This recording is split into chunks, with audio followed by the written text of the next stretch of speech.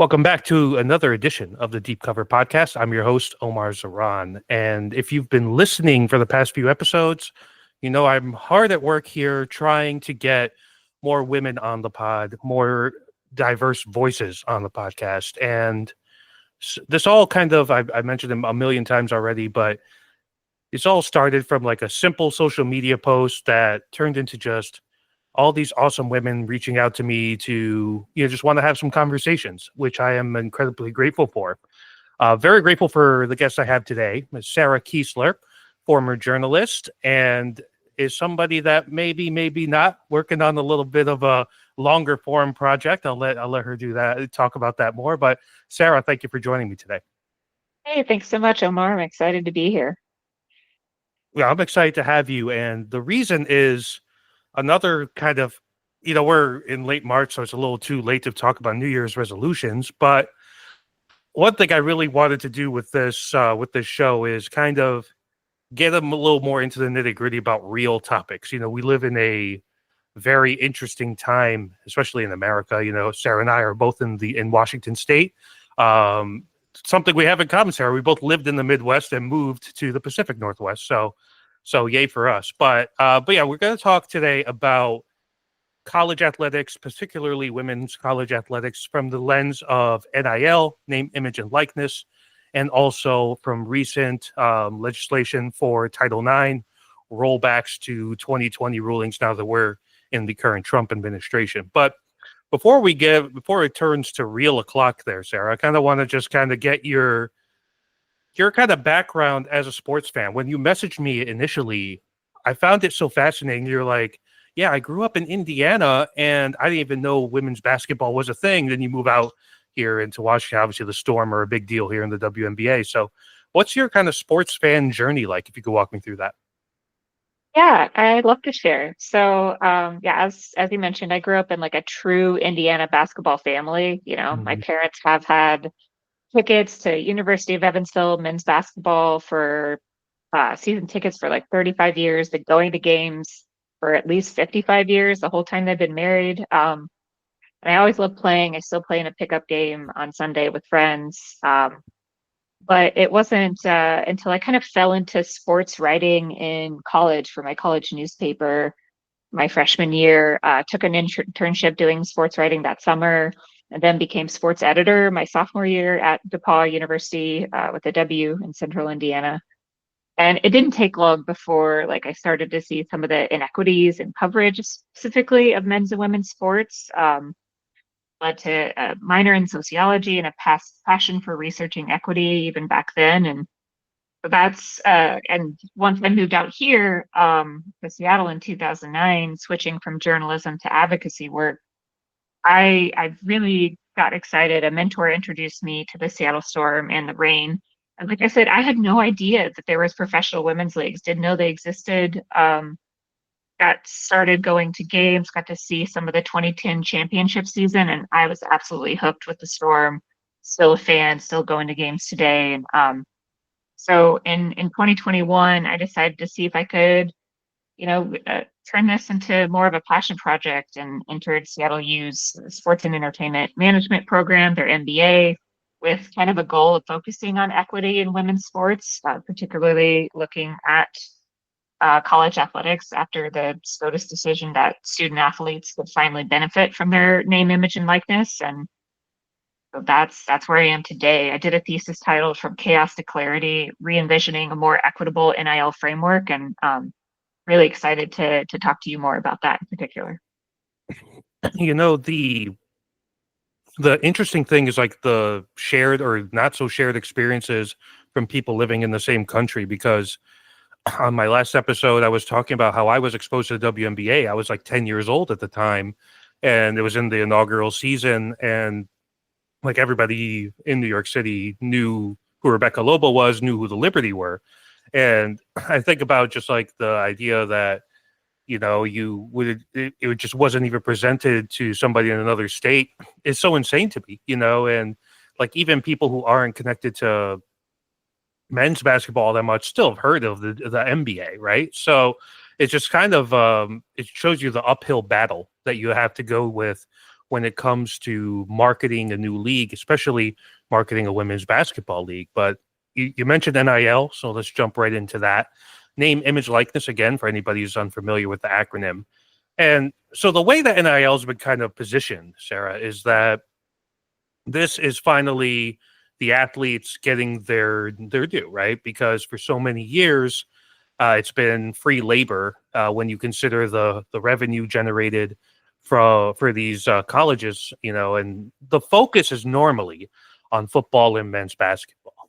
But when it comes to the women's game, especially women's basketball and other women's collegiate sports, how has NIL shifted things? Like, what has that brought in terms of just exposure and visibility to women's sports?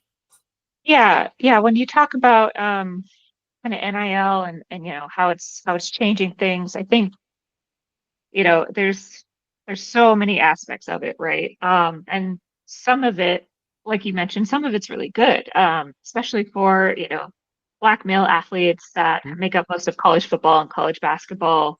Right. They have enriched the NCAA and the Power Five conferences for decades, right? And we could celebrate that there's this settlement that agrees to pay the Power Fives, or that the Power Fives and NCAA agree to pay $2.8 billion to current and former athletes, while also revenue sharing with these athletes, similar to the way NFL or the NBA revenue share.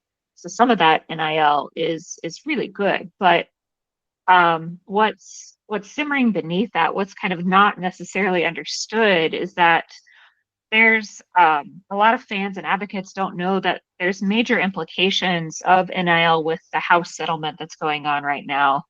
And before I give you a background on that, I just want to do a quick shout out to the Drake Group.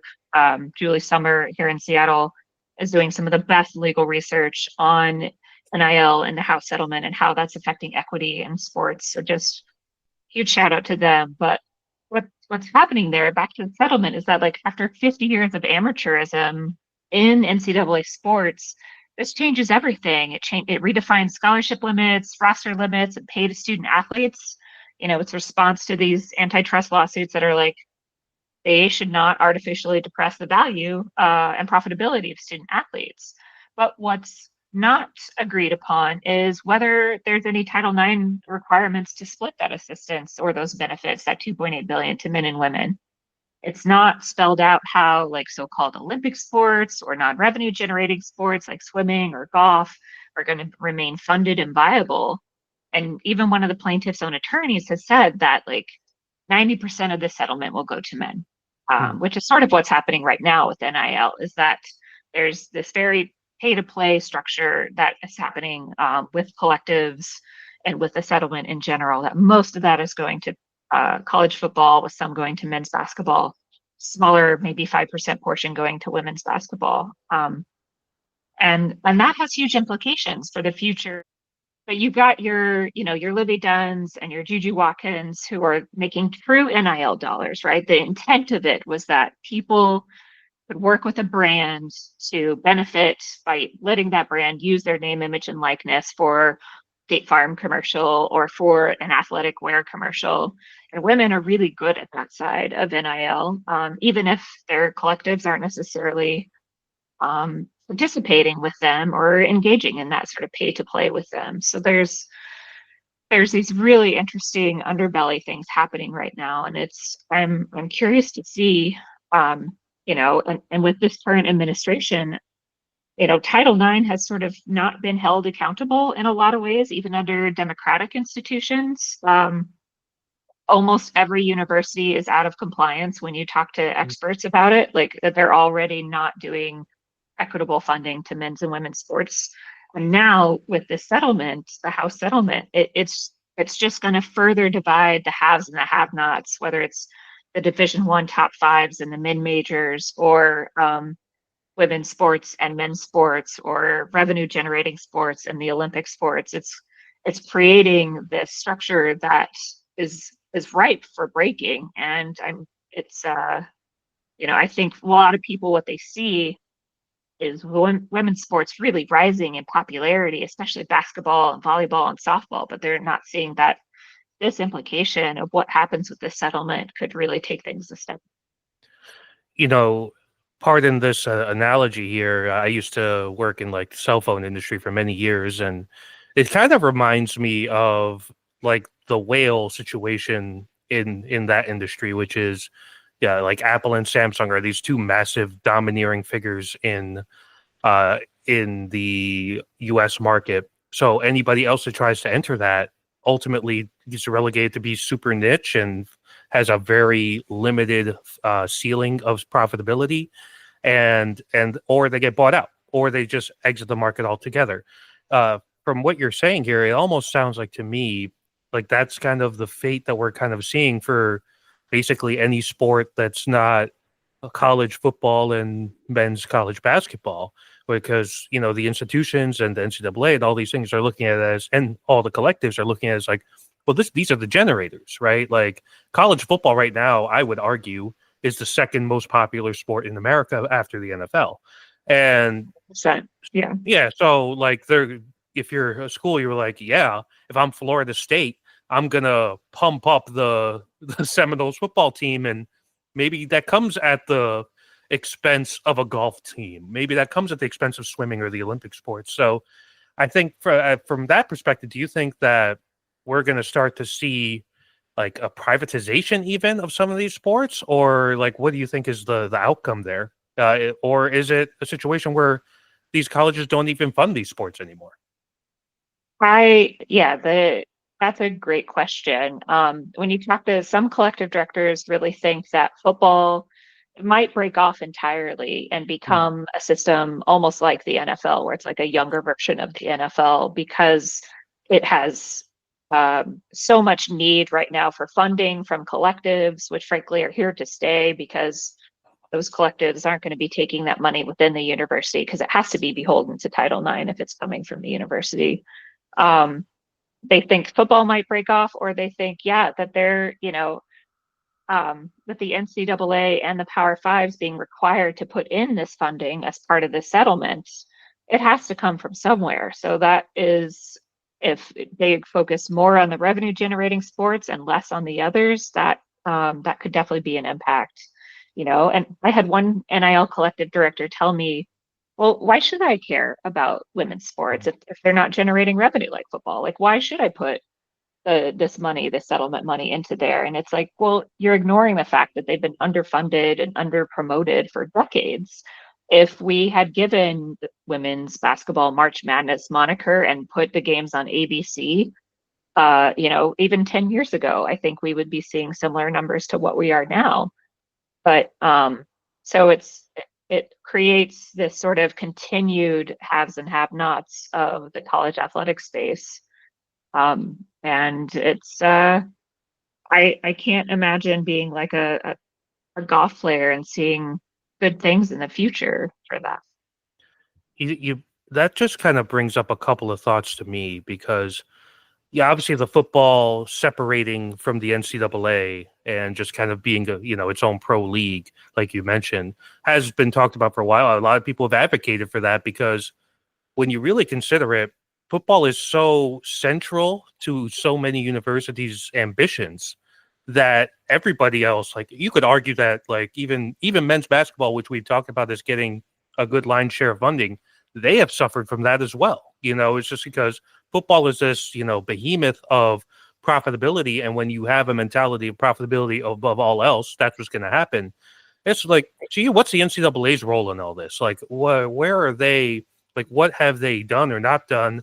And because right now, women's college basketball specifically, the star power has been there for the last few years, more so than it ever has. Like, we've always had great players at Tennessee and UConn, right? But in the past couple of years, a lot of these players have become really household names. Like Juju Watkins is a big deal. That injury that happened is a huge deal. Paige Becker's big deal, right? These are household names a lot of times. And part of that is NIL commercial stuff, but there is upward momentum and everybody sees it. So you would think the opportunity to invest is there. So, but where does the NCAA fall in all this in the blame chart, I guess? Yeah, I think that's a great question. I think as part of the revenue sharing model, the NCAA has an opportunity to ensure that players, um, making a profit are fairly compensated, but that there's also requirements to spread the wealth, that and they can make sure that mandate that NIL collectives cannot discriminate on the basis of gender, race, or sport in the creation of NIL agreements. Like they can also allow collective bargaining, and even whether it's on a case by case basis or with input and approval from the like National Labor Relations Board, like that could be. Those are just a few of the ways the NCAA could make it more equitable, and they could enforce, be stronger advocates to enforce Title IX right now, because you're still seeing like Oregon women's beach volleyball players took the school to court over the conditions of their fields and over the lack of promotion, the lack of safety in their equipment in their field, and like that's still happening. And we've a lot of advocates like look at everything happening like we've come so far, we've won. The second round of March Madness was on ABC. That's huge.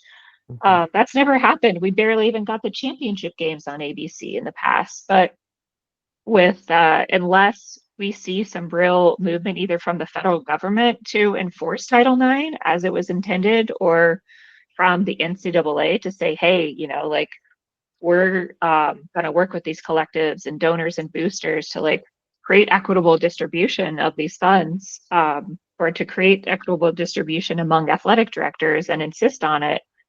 I don't see it changing from being 90%, men in mostly college football. The Oregon example you gave is a really good one because Oregon famously, in the football perspective, Phil Knight has been saying, hey, blank check, whatever it takes, win me a national championship, right? And I recently, read his memoir, just kind of talk about the foundation of Nike. His ties to his university are very strong, and yet not strong enough to, fund other sports outside of football, and that's the true discouraging aspect of it. And you think about the message it sends to like a teenage athlete right now, and she's looking at going to college somewhere, and you see these are the conditions of the field and the lack of attention, the lack of equity. To your point, is that's a state like at best discouraging, at Right. worst a catastrophe, and you've mentioned Title IX a few times here, so I want to kind of pivot into that. The Trump administration now, which I feel like if there's anything that was implemented in the Biden administration, their priority was to roll that back, right? And Title IX is no different there, and they rolled it back to the 2020 Title IX regulations and rules. So, I guess walk us through that. How has that been received in your world, and what does that mean in the grand scheme of things? Yeah. Yeah, this The administration. size says it all there, Sarah, to be honest. It's really all you needed to hear. But go ahead. I'm sorry. Yes. I guess I could say I don't expect to see any enforcement of Title IX under this administration unless it's an attack on the 0.002% of athletes that are trans women in the college athletic space. It's disappointing that they use this language of protect women's sports. That's so ironic and offensive because, like, if you want to, protect women's sports, house collectives under universities and make them beholden to Title IX. Make sure teams aren't playing on subpar fields. You want to protect women's sports, ensure these settlement dollars are beholden to Title IX. But this is by going after the 10 athletes in college athletics and making them such a boogeyman. Is I guess the majority of people don't know trans people and don't know the differences and what happens with hormones and what that most trans kids in particular are just trying to play with their friends. They're not trying to Mm. dominate. So it's really discouraging and disappointing to see not only the federal administration, but a lot of universities, in order to maintain their funding, are having to adopt that kind of language as well. And it's the few athletes that are impacted are going to suffer, but it's that's part of having scapegoats, I suppose. Yeah, just like when we look at the main talking point, of course, is like you said, the minute fraction. I think it's like 10 total trans athletes currently, if I was reading that correctly, and that was a big focus of Trump's campaign. Like I remember seeing like a commercial where it was just like just so blatant, and they made it such a big talking point to really villainize any trans person. And but what is the expense when it comes to the majority of women's sports here? Like, what is the like at what cost is this all happening to those sports? Is it such a situation where the funding disparity is just going to get worse, where it kind of becomes what have you done for me from a revenue and advertising aspect lately? Like, what is that reality that we're heading towards right now? Um, what have you done for me from I'm sorry, can you clarify the question a little for me? Yeah, so basically, by kind of taking away any sort of equity with Title IX, you have Mm. this sort of thing where it's just kind of like, well, you're treating it like sections of a business, right? Where who's making the most money, that's who's going to get the most funding, as opposed to it being like, hey, we need to funnel the money made here and make these other, fund these other sports so they could grow as well. So is that disparity just going to just continue to grow, or like what are we looking at here in the next few years? Yeah, that is the question, right? If Title IX um isn't going to be applied to this NIL settlement, house settlement, if it's not going to be applied to NIL collectives, if it's not going to be applied to payments and revenue sharing and distribution, then yes, 100%. We are heading to a further, the intent of Title IX in 1972 was to ensure a kind of a level playing field, that if you had so many men's sports and male athletes at your school, you also had to have so many sports available for women's sports and spend at least some portion of your money and revenue. And by making it all about just what revenue's coming in, it's sort of, we get away from that, right? It's Mhm. no longer and some people I'm sure might say, well, it's the way it should have always been. Football is the cash cow. It's bringing in the money. Why should it be responsible for ensuring this small mid-major can also have a tennis team? Or this school can also have a rowing team. And there's probably some merit to that, but that's college athletics. We see how many leaders in our country have come from college athletics, especially women. The number of CEOs that were college athletes is huge. And so if you limit those opportunities, you limit that leadership and those development skills too. I think a lot of this is being framed as almost like business decision, which is something that have seen Trump do in his first administration and presidency as well, where he's like, "Why? I'm in business, and this is how you run a business," and blah blah blah. We see it a lot with the way like the justification for Elon Musk and Doge and all that. That's all like happening in real time. But is that just kind of like a convenient mask to just blatantly just say, "Hey, we're going to be as sexist and as transphobic as we possibly can be, in order to prop up what we want to prop up"? Is that more of just like almost like sending a message to women as a general collective, as where it's the message is we control the fate here? Is that a fair conclusion for me to draw, or am I going too far there, or not far enough? I mean, I think so. Outside of um, college athletics, the research projects, there was the ruling from the administration that you can no longer include the words equity or women or woman or female in a research proposal, like the scientific research. Like, so are we not going to study, why ACLs happen more often in women, or why perimenopause and menopause and those impacts? Like we are literally closing down portions that were accessible to women and including that research. And then when it comes to and when it comes to Title IX, it's more of the same. It's a if you talk about all of the federal government as if it's a business, what happens to the United States Postal Service? Like it is a beloved institution that is never was never meant to make a profit. It was meant to serve every region from rural to large cities so that everyone had access to mail in this country, which is a wonderful thing that many countries do not have. But if we are focused on only saving the USPS, if it's making a profit, then we lose those kinds of programs. So, federal government isn't necessarily supposed to be run as a business when it's providing a service to real people. Yeah, I mean, it's a capitalist ethos run amok, right? That's kind of like Yeah. what we're dealing with here. I want to double back on something you had alluded to, which was the talking point of quote protecting women that is used not just to demonize trans women, but also I think to belittle all women.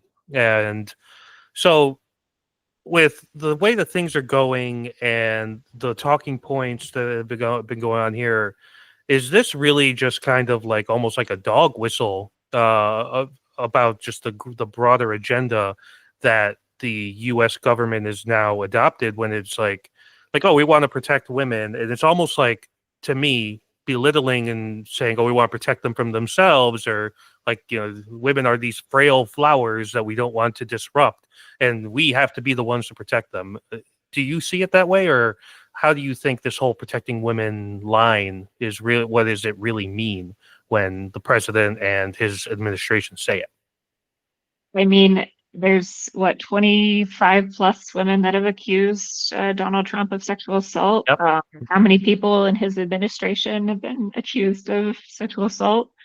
The Supreme Court pick that he picked was accused of sexual assault. So, like, yeah, they're protecting women is just they're adopting some of the language of progressive folks in order to further their own power and belittle and put down some others. And it's not actually about standing up for or protecting women or enforcing, ensuring people are held accountable for violence against women. And um, yeah, it's really disappointing to see because there's great strides we could make in colleges. Title IX is more than just about athletics, right? It is also about assault on campuses and having a safe place to be. And we see that universities have struggled with that over the last 10 years or so. And even there's been people that have had protests by dragging I mean, trigger warning for folks listening, but by dragging the mattress where they were raped around with them on campus in order to have a kind of protest and show that this is affecting them and following them into every single class they're taking. And so I don't think that protecting women is actually the goal. It is just language that they have stolen in order to belittle and put down others. And now a lot of well-funded schools, you could say, are in like you think about like the SEC as a conference. It's like a lot of schools that are very well-funded, very have a lot of athletic programs, but those are going to have donors and administrators and stuff that probably align with the current administration's philosophy. Uh, do you view that as just almost like an additional domino effect roadblock that comes as a result of these rollbacks where these people are going to who agree ideologically from a political stance here that they're going to say hey that's what the president says he represents me so I'm going to fall in line and then in turn makes it even worse for future generations even after this Trump presidency. Yeah, that's a tricky one. Because I don't think universities are in much position to turn down donations. Right. Frankly, they're always, um, and especially, I mean, University of Washington here in our state is being told that they're one of, what is it, 50 or 60 institutions that could have funding pulled over their refusal to take DEI language or off of their websites and out of their programs. And that's a real threat. That's a threat to some of the, to cancer research and the we had some great results out of COVID-19 from the University of Washington and the research that was done on that. So it's a choice that organizations are having to make, and it's not an easy one, whether they stand on their values or continue with their funding. And I'm sure a lot of them are going to choose to continue to work with those donors and to remove that language to keep doing the good work, because um, it's not an easy choice to make, to shut down your organizations and put your values first in a way. And I mean, if I had the choice between cancer research that could save lives and removing language on my website that is dear to me and matters, I would probably choose to remove that language as well. And that's Yeah, that's the impossible decision to make, right? Where when you have so many forces that kind of go against the common good and all that, but then you think about the other aspect of that, which to you in your cancer research example is, it's incredibly valid. You want to preserve that as much as possible. Um, I want to, I guess, switch to something maybe a little bit less depressing than all that. well, Uh, I'm so fun at parties, Omar. I'm very fun at parties. I bet. So just kind of looking at the state of women athletics in general and moving forward, and I still think that basketball is the anchor. Volleyball has really gotten some momentum as well. Like you're seeing, like I'll just be going through channels and stuff, and I'll see, oh yeah, they got some Big Ten volleyball meet. Let me tune into that, which is highly good entertainment if you've never watched it. I highly recommend. But with the way like And this, softball too. Yeah, yes, softball is great as well. softball games are sold out consistently. Athletes have never been better is the point, and so the sports themselves are getting better. And but again, with all the stuff we just talked about, like what's the state of women's athletics looking like now to you moving forward? Are we still, is it still mostly net positive, or have all of these rollbacks just been so damaging that we can't even consider it progress anymore? I think there's still so much progress. I think we're going to see, even if you specifically look at women's basketball, this is the first year where there will be revenue sharing from the NCAA with the conferences if their teams in their conference win games. That's never happened before. That's always happened with the men's, but that's never happened with women. That's a huge momentum shift and piece of progress that we're seeing. And some of the difference right now between men's and women's is because NIL doesn't have this domineering effect as much in women's sports. There's still schools like, say, Oklahoma softball, maybe, that are just raking in cash and doing a really good job of putting NIL, putting their athletes forward. But that's not par for the course across women's sports. So you're still seeing transfer portal options and maybe some athletes like the Carver twins from Miami who are choosing to go to schools based on NIL, but you're not going to have these massive shifts in teams the way you're seeing in some of the like men's basketball teams on the women's side. And as things do grow more popular, as softball schedules keep selling out, as more people are watching, as games get put on bigger channels, I think there's only going to be continued growth. And whether that's in the kind of true NIL space and that marketing and branding opportunities, or in universities feeling like, well, the audience is actually there, we should put some effort and energy into that. But from the NIL collective directors I talked to, even schools that have decent softball teams, they're just not focused on it. It's Hmm. a tiny drop in the bucket. And so it's up to these athletes themselves to really reach out and make those connections. And women are really good at that, at being social media brand ambassadors. So I think we'll continue to see growth. And hopefully the NCAA continues to do what it's decided to do with March Madness and say, hey, you know what? Your schools do deserve some of the revenue from this. And we see that in volleyball tournaments and softball tournaments and things as well. Sarah, I'm going to just continue to blame football for all my problems, and that's gonna be. I was actually reading a book recently about the Big East Conference and when it was formed in the '80s and all that, '70s and '80s, and just how football ended up dismantling it. And I find parallels there, right? Like you have something that's good, but then you try to appease the greatest common denominator, which ends up being football, and then it kind of ruins things. And we see what the Big East has become in both men's and women's basketball since then. So I Even looking at like mid majors, my mm, parents and I were talking this weekend, and they were lamenting they can't keep good players at the University of true. Evansville that because as soon as someone shows some promise, they get picked up by a school that has a larger NIL because the mid majors can't really play that game. They Yeah. can't participate in the pay for play. So Yeah, we that's see it in both men's and women's tournaments right now, right? The Power Four overwhelmingly, there is no like I'm actually thinking about this for an article I'm working on for next week. Is like the nice. Cinderella team doesn't even exist. Like, who's the Cinderella in the men's bracket since the Sweet 16 has been locked in? Arkansas, like with John Calipari, that's my Cinderella team. Like like what are we talking about here, right? Um, speaking of books, actually, Sarah. So rough transition, but that's okay.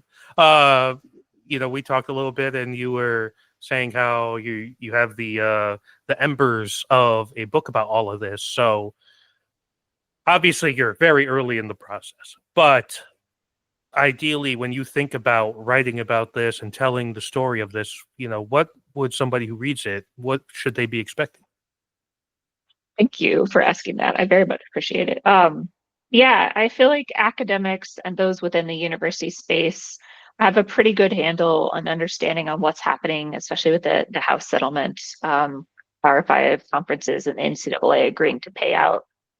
But not so much as the advocates and fans, right? They see this rise in women's sports and they think like we won Title Mhm. IX, things are over.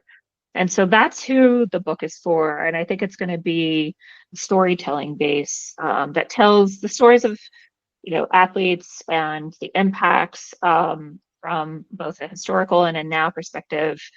And it's a bit of a flash in the pan because everything is changing so rapidly. I remember last year when I was writing my thesis, just from the beginning to the end, we didn't have the revenue sharing announcement. So that had to shift everything when that happened. But things are changing rapidly, and the House settlement isn't kind of fully baked in a lot of ways. But I think that's who it's for: is the advocates and fans to understand what some of the threats are and what we can do to really stand up and say women deserve an equal share and to continue Title IX's impacts to move forward.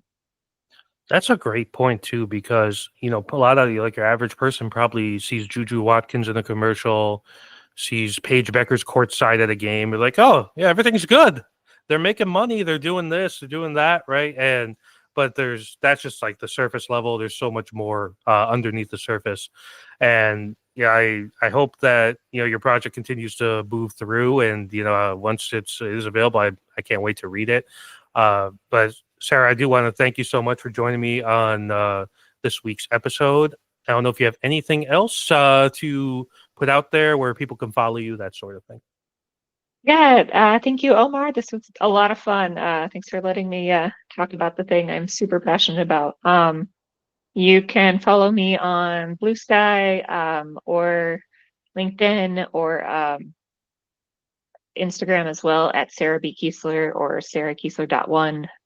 I'm happy to chat more about this if folks disagree or have other points. Love to hear it. Awesome. And yeah, we'll have Sarah's handles in the description of this episode. If you like this episode and this podcast, please consider giving us a follow on Apple Podcasts, Spotify, and YouTube. Until next time, I'm your host, Omar Zaran. You've been listening to the Deep Cover Podcast. Bye, everybody.